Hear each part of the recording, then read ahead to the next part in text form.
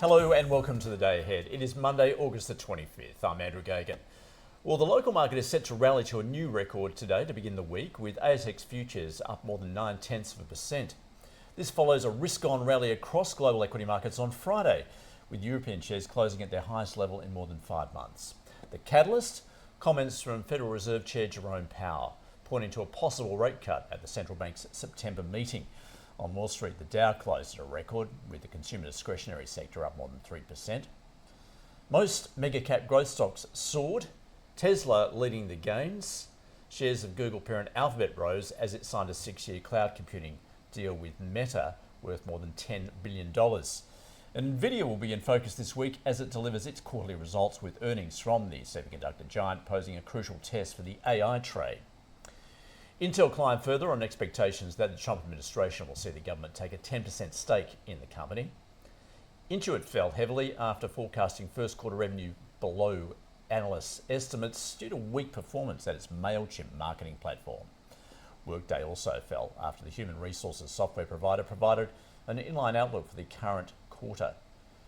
And Zoom Communications gained as it raised its annual revenue and profit forecast, driven by strong second quarter results. And Coinbase soared as investors bought up crypto-related shares after Jerome Powell's speech. Well, Fed Chair Jerome Powell has opened the door to an interest rate cut in September.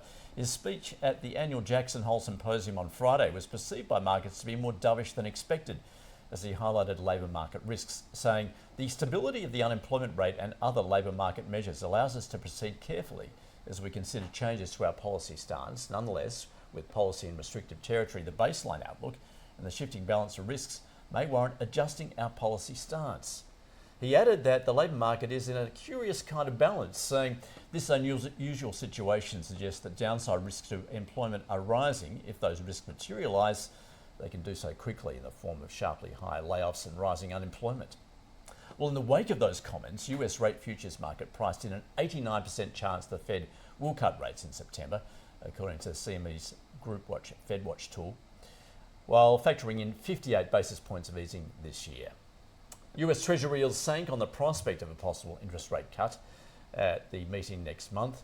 The US 10-year falling to 4.24% and the 2-year at 3.7%.